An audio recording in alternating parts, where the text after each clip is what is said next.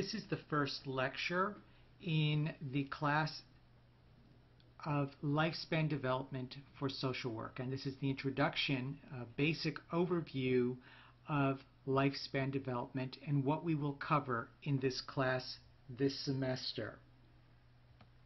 What I'd like to do is do just a basic overview of what the expectations are for students both at the graduate and undergraduate level here at OSU. You may already be familiar with those, but please bear with me.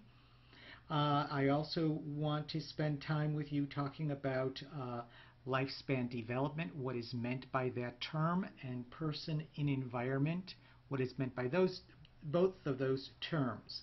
And then also I'd like to just look at theories. What is a theory, and then how do we critically assess it or analyze it?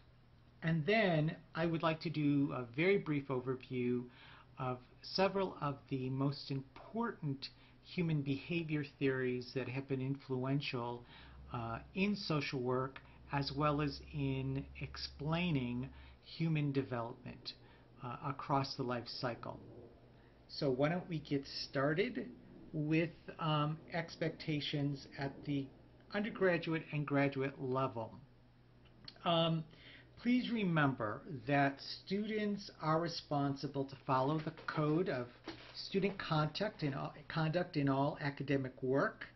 And what is meant basically by misconduct includes not following the course rules, use of unauthorized information or assistance, plagiarizing, which is probably the most common one that people fall into sometimes, falsification, fabrication, or dishonesty in reporting research, which will not be an issue for us since we will not be doing research in this class, and alteration of grades on university forms. That's a very rare thing in that most of what we do for grades is done online these days. Plagiarizing, just in case you are not aware of it or to remind you, is the idea that people use information or ideas or even whole word sentences, paragraphs even, from other people in, let's say, an essay or in a paper without attribution to those sources. So it's a person is presenting information as if it is their own information when in fact it's information that other people developed or created, etc. So something just to be aware of. To avoid, please look at this information even briefly, because you need to be aware that all students are still responsible for following all of the guidelines that are in the Code of Student Conduct, even if that individual has not read or does not explicitly know those rules. So you are responsible for following the guidelines regardless of whether you've read them or not, or reviewed them or not. That also is in regards to our syllabus, which is really a guideline for this class, for your participation in this class, for those teaching you this class as well. So please familiarize yourself with the syllabus, what the expectations are. That can also be found online in the course itself, in the interface that you use while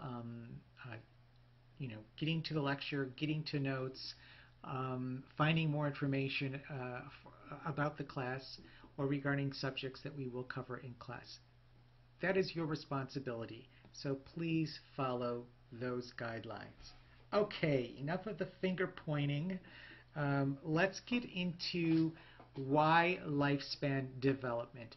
Why do we call it lifespan development, and why is it a useful approach to understanding human development in social work? Basically, lifespan development takes a person-environment perspective.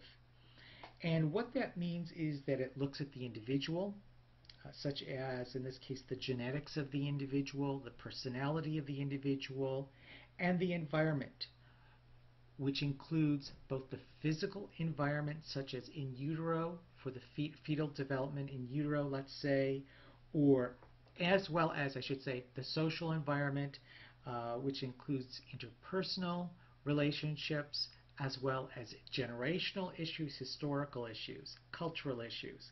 So lifespan development looks at both of these, the person in the environment, and how they interact and influence each other across the life cycle.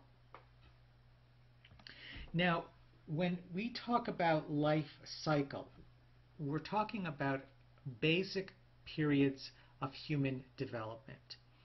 And we really, in this class, will go from conception until death. We follow through the entire life cycle. These periods of human development are broad periods as opposed to very distinct stages. And you'll see with some of the theories that we cover, including today as well as later in the semester, that some theories of human development have very specific stages that individuals are supposed to go through in order to progress, make progress in a specific area of human development. But these periods of human development are much broader than that, and they have a little bit of an overlap. So, for example, for our purposes, we will define the following developmental periods as the following. Prenatal is conception, gestation, and birth, all in utero. Infancy and toddlerhood basically starts at birth and continues through 3 years of age. Preschool starts about 3 years of age and continues to about 6 years of age. We then have what is called middle childhood, which is about 6 years of age to 12 years of age. Adolescence is 12 years of age to about 20 years of age. Young adulthood is from about 20 to 40 years of age. And middle adulthood is about 40 to about 60, 65, 70. Notice I gave you 3 different ages there. That's because there's slight differences of opinion about when middle adulthood ends. At the early range, I should say, it would be 60. At the upper range, it would be about 70. We'll go with 65, okay? And then later, late adulthood would be about 60, 65 until death. So what do we mean by theories? A theory makes a specific claim or assertion about the nature of reality and of the world. Some theories cover a wide spectrum of phenomenon, while others only offer an explanation for a very specific phenomenon. So, for example, with evolution, this is a well-documented theory of how all of life on this earth has developed over time. Expressed emotion, or EE, is a theory that only focuses on how the critical interactions between family members and someone with a serious mental illness, such as schizophrenia, can make the ill family member worse. So you'll see that with theory, theories can range from very broad universal theories about human development in this case, to very specific theories about a very specific phenomenon that occurs during human development.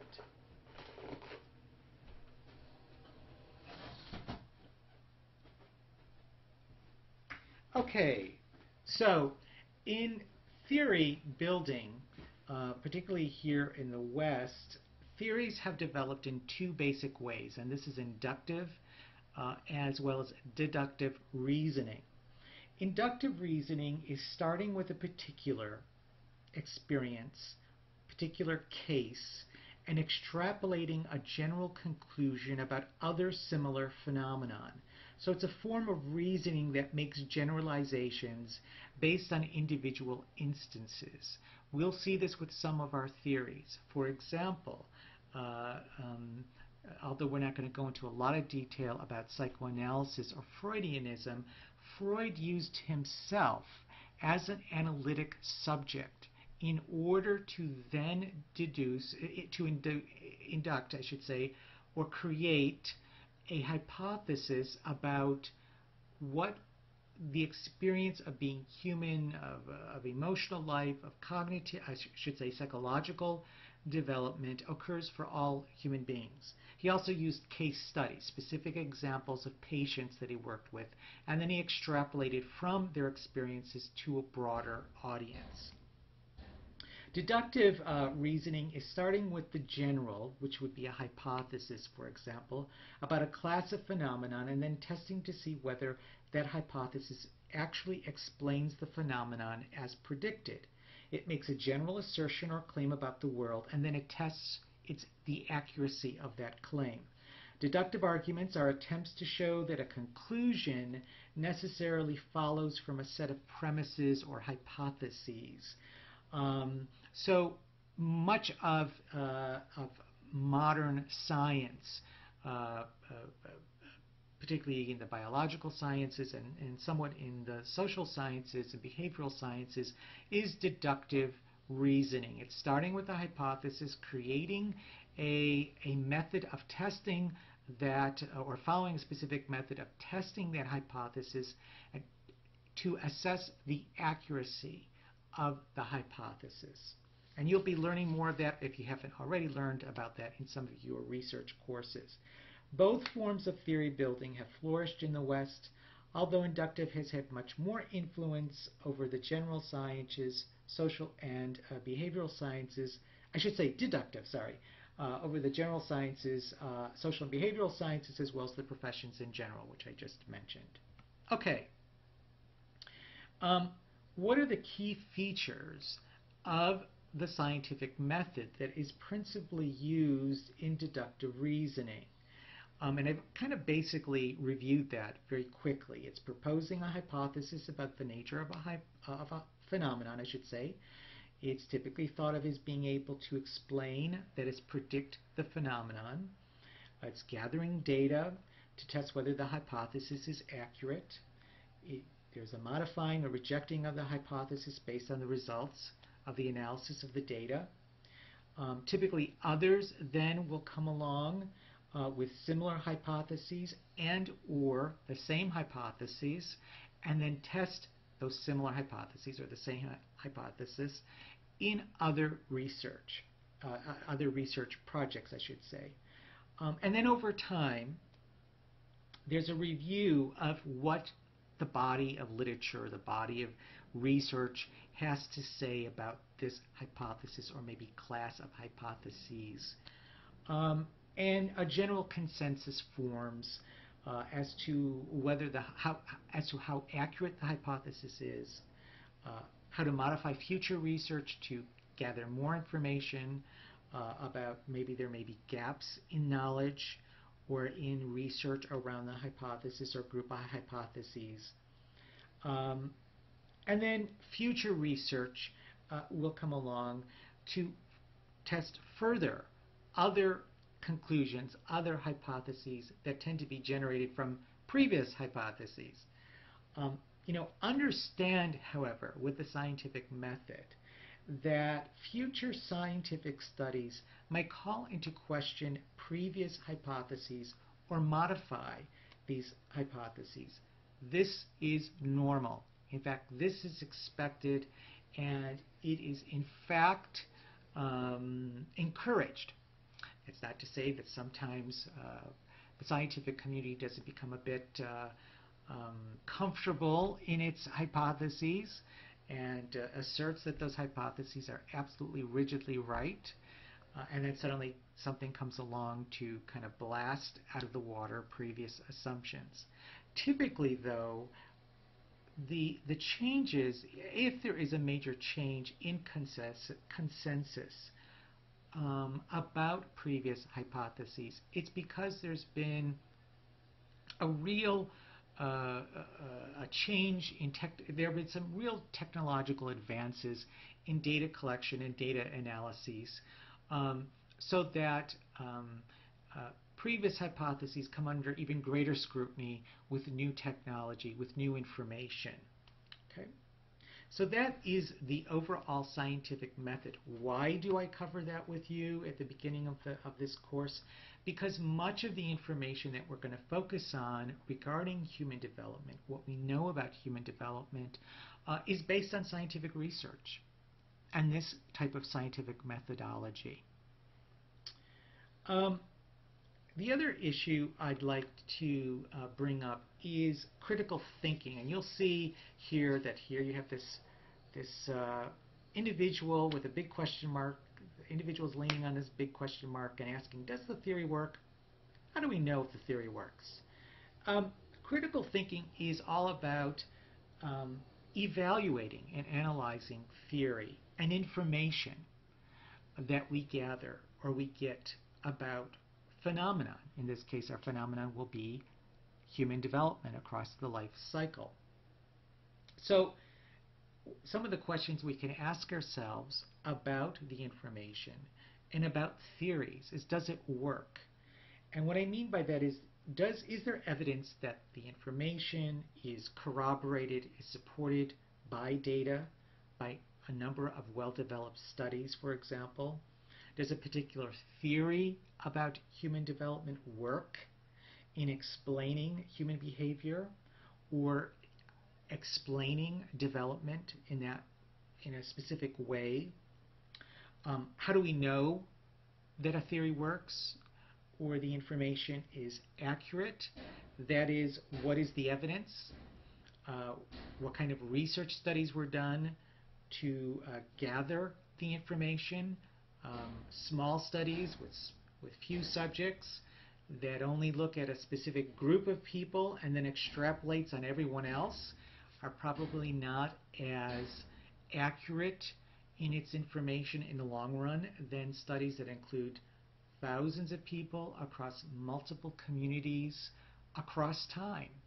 We follow these same individuals across a year, 2 years, 10 years. And yes, there are developmental studies that are longitudinal in that way. Also, other forms of critical thinking is the use of logical, rational, step-by-step process to weigh the arguments and the data for and against the claims of the hypothesis and theories, or even practice model, although we're not going to be covering practice models in this class. And then finally, analyzing not only the data, if such exists, but also the reasoning behind the theory. That is, do the conclusions or claims logically follow from the reasoning, or are there fallacies in reasoning used to support the claims? That is, are there simpler ways of explaining the data versus maybe more complicated ways of explaining the data? So these are different ways of analyzing, assessing data using critical thinking strategies. The last thing I want to mention about critical thinking is also the idea of bias. We are human beings.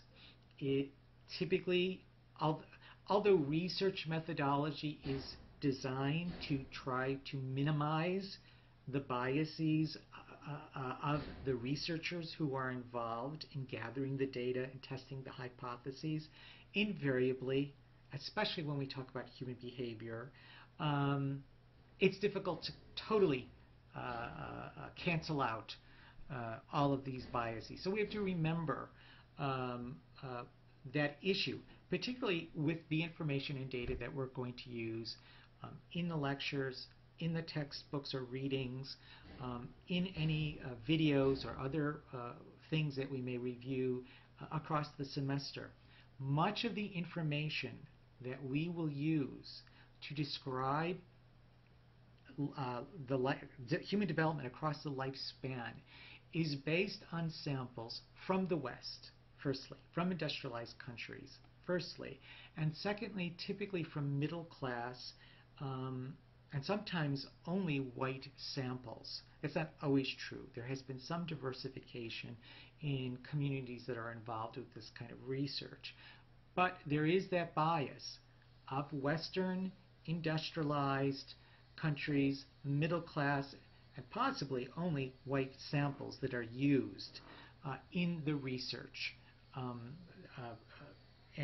from the data that we gather. So that in of itself creates a bias as to how applicable is the information. You will see, though, across the semester that there are some research studies to kind of look at differences and similarities across groups, across regions in a country, such as the United States, across class, socioeconomic status, across men and women, across ethnic communities, etc., to kind of look at those biases, possible biases. Okay, now the first human behavior theory that we're going to cover only for today, during this lecture I should say, is psychoanalysis. We also will look at, let's see, this is regarding psychosexual functioning and Freud's theory of how the mind works, what motivates human behavior. We'll briefly look at Erikson's psychosocial development. The reason why I say briefly is because he comes up periodically in the rest of the at various times throughout the quarter. We'll also look at, very briefly, cognitive development theory. Again, we're going to go into that a lot in the future, later on in the quarter, I should say, in the semester. And we'll also look at behaviorism and social learning theory. And we will come back again to social learning theory. So some of these we will only cover today during this lecture, and then maybe reference them briefly later in the quarter. But others of these we will actually go into much more detail. So today I'll only mention them, but then briefly I'll skip over those. Psychoanalysis. Okay, psychoanalysis, this is a great picture for psychoanalysis because this was the original way people did clinical therapy. People laid on couches, they relaxed, they had the analyst sit very close by, typically towards the head and slightly behind where the person was laying down, with a little pad and a piece of paper, a pen I should say, or pencil, writing down, jotting down whatever came to that person's thoughts at the time. And the reason for this style of doing therapy was because Freud believed that there were three different parts of the human psyche. And some of this you will already be familiar with. And that is the id, the ego, and the superego. Freud accepted the idea that was very common and very, although it was a fairly new idea, it was fairly well accepted within neurology and psychiatry about 100 to 150 years ago or so, give or take a few decades. The idea that the mind had an unconscious, that the conscious part of the mind was that part of the mind that was in the immediate awareness of the individual at the present moment. So you're sitting here or laying down, listening to and watching these slides, or listening to me speak to you. That's the conscious mind. There's the preconscious mind, the idea that people can retrieve information that they're not presently aware of, but they could retrieve that very quickly. A good example of that would be who's the president of the United States today. You could sit there and quickly retrieve that information. So although it wasn't in your present thinking or thoughts, you can retrieve it quickly. That's preconscious. The unconscious is everything else in the mind that cannot be easily retrieved to the conscious mind. And in fact, Freud believed that the vast majority of the psyche was full of the unconscious, and that deep in the unconscious was that part of the mind that he called the id, which was the repository of all the physiological impulses and demands of the body brought to the brain through the nervous system from the five senses to the brain, and then compelled or pushed the individual to behave in particular ways in order to satiate or meet those demands or needs. And the id was the repository for these instincts or drives, and that these drives were so fundamental, physiologically fundamental to the to the individual that the person was not typically conscious of these demands. Occasionally, these demands became consciously aware to the individual. Oh, I'm hungry, I need to go eat something, but that in fact these demands were always there, maybe minimally there, and so the person was not consciously aware of them, or strongly present, and that's when the individual becomes more consciously aware of the demand. But anyway, the id is that part of the instincts and the drives, and the way in which the id functions is through what Freud called the pleasure principle.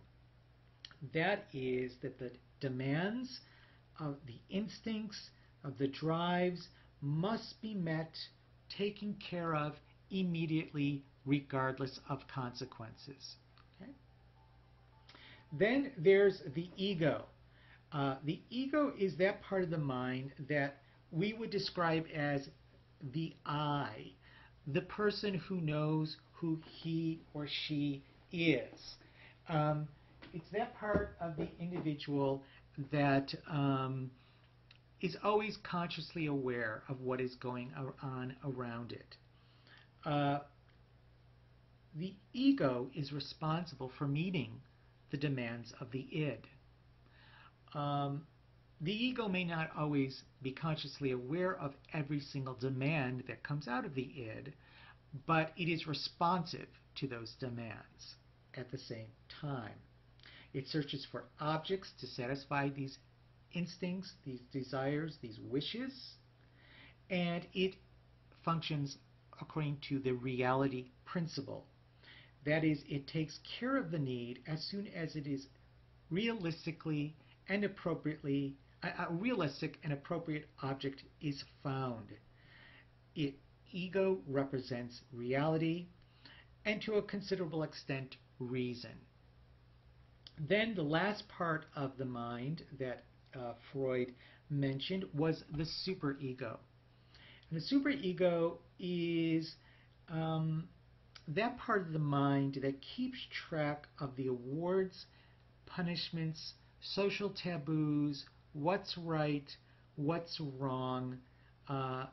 This develops in the child early on through socialization, principally through the child's primary caregivers. And so the superego, unlike the ego, may find objects that can meet the needs, realistically meet the needs. The superego, however, tells the ego what's socially acceptable and what's socially unacceptable to meet those objects that are acceptable and those objects that are socially unacceptable to meet those needs or demands, which creates, as you will see on this next slide, a conflict. And this conflict is what Freud called ego anxiety or neurotic anxiety, where, let's say, the little devil is the id with all of its demands, impulses, meet this need immediately, I don't care what happens, and the superego that kind of tells the individual, no, that object is okay, but that object over here is not okay, so you have to listen to me. This creates tension and obviously a conflict for the individual or for the ego as to what to do. It knows it needs to meet the demand, but the id wants it to be met immediately, and the superego may make a counter demand that says maybe you should never meet that need because it is always unacceptable. What does the ego do at that point but struggles? Think of the ego as that part of the mind that referees between the id and the superego. Now that's a very basic way of describing the functions and the way these three parts of the mind work together according to Freud. Again, this is a very brief overview and introduction into these ideas. You can go online and find all sorts of information about all of these concepts. So please feel free to do so. But anyway, this is what motivates behavior. the demands of the id, the prohibitions of the superego, and the ego trying to work out a balance between those two. That's what Freud believed was the principal source of all human behavior and motivation. So his theory is universal. Freud also had several stages of psychosexual development. This is a great picture showing the first phase. Freud believed, and I want to just stop myself and say, when we say psychosexual, psychological and sexual or sensual. So it's a psychological, sensual stages of development. Sensorial, sensual, pleasurable. Whenever we see the word sexual, I think in the United States, we often immediately think of sexual activity between adults, and Freud meant the term in a much broader sense of the term. Sensual, sensorial, something that is gratifying, etc. Okay? So that is what is meant by psychosexual stages of development. And Freud believed that there were different, he named each stage by a different part of the body that he believed was physiologically growing, okay, or more developed than other parts of the body.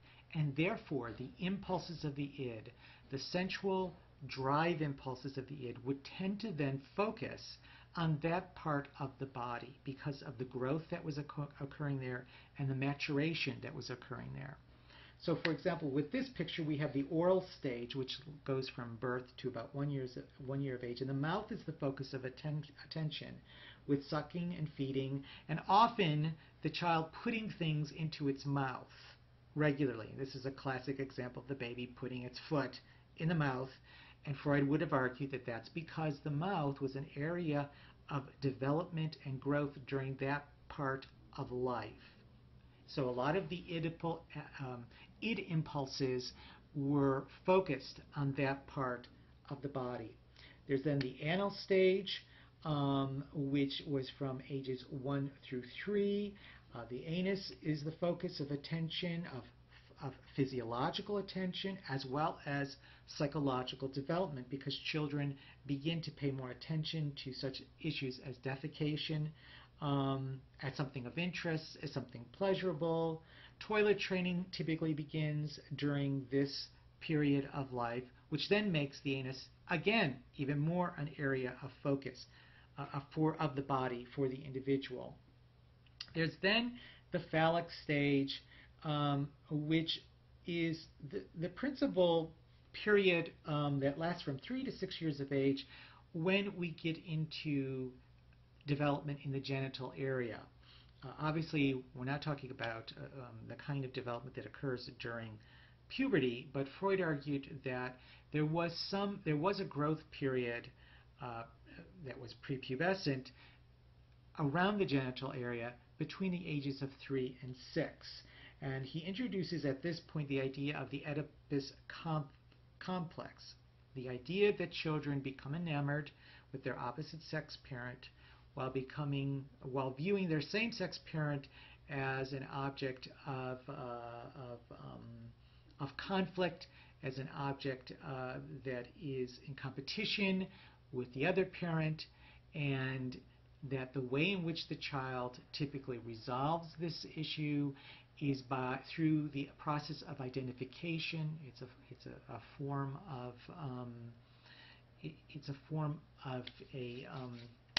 and now I'm going blank. It's a form of a way in which the child deals with the internal conflict between feeling this emotional, even romantic feelings towards one parent, while hatred and competition with the other.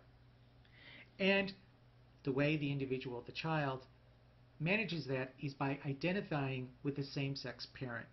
That is, by internalizing the values, the norms, the behaviors, the expectations of the same-sex parent.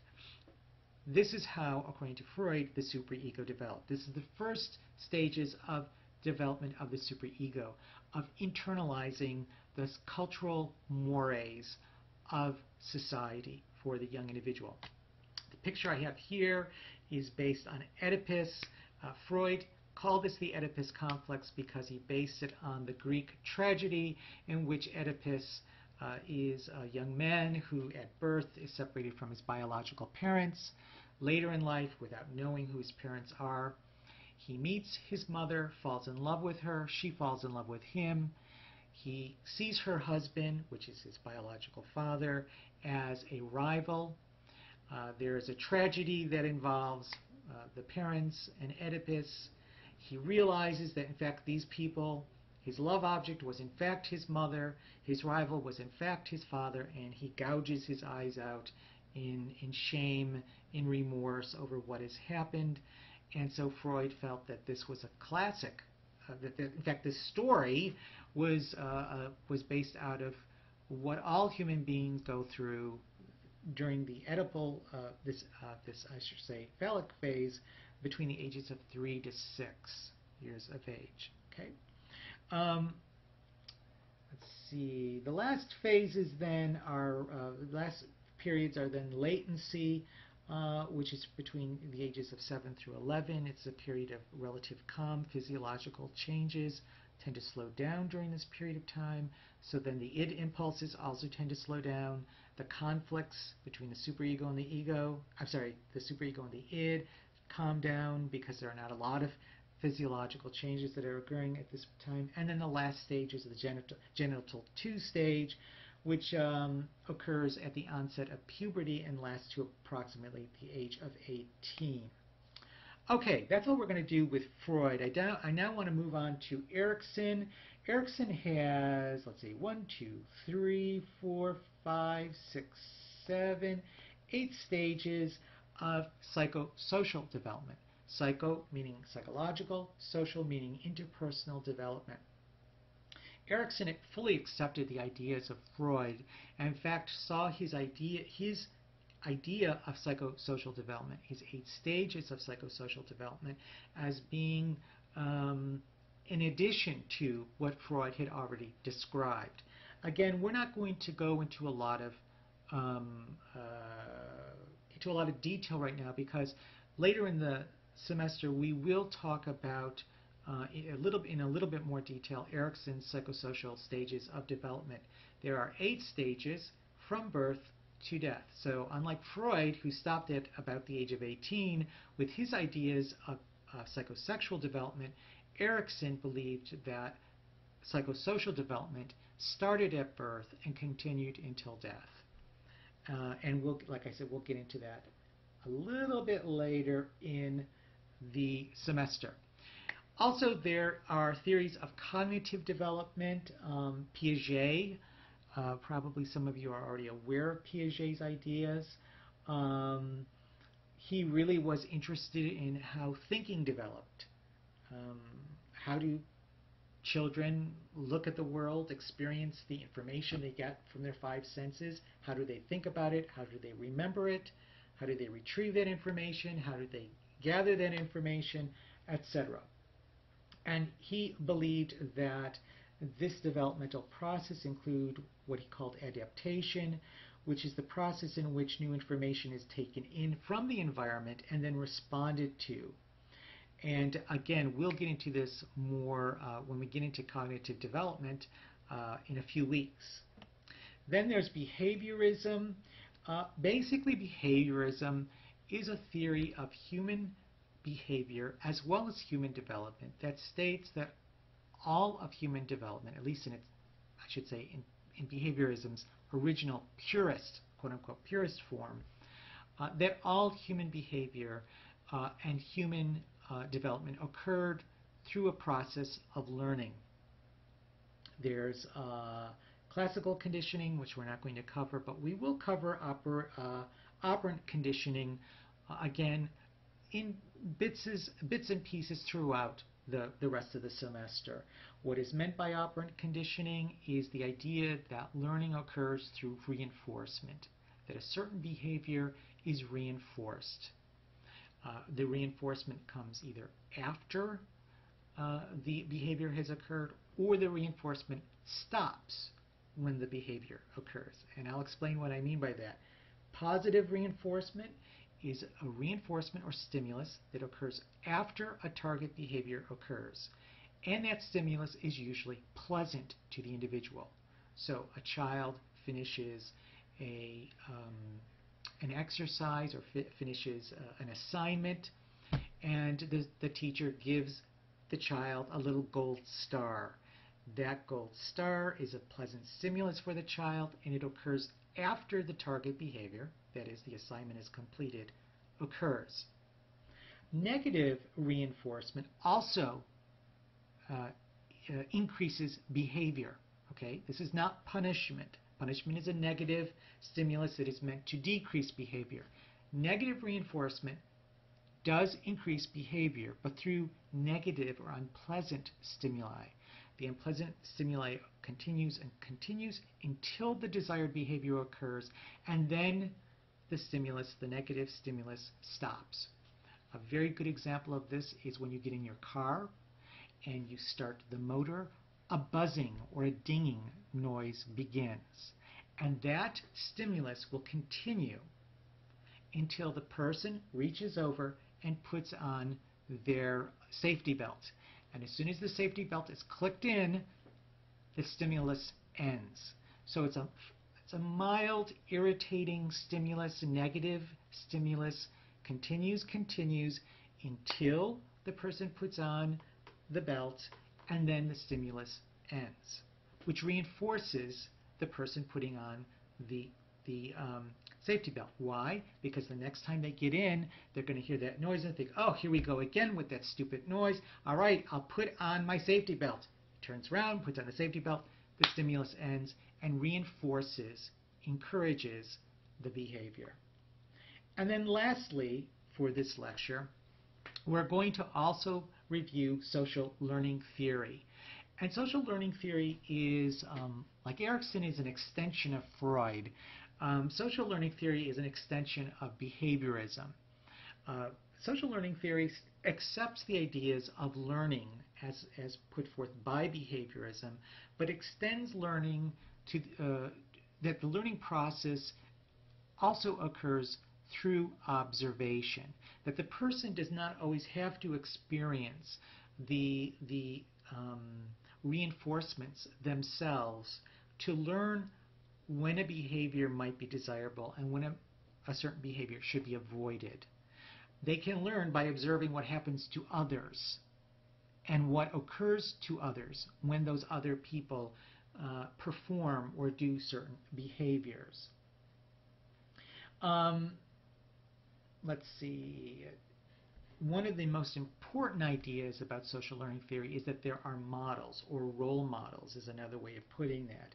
That others will look at that role model, watch what happens to that role model when he or she does something in particular. There is a reaction or a response or stimuli occurs within the environment, and the observer learns from the experiences, learns vicariously from the experiences of the role model.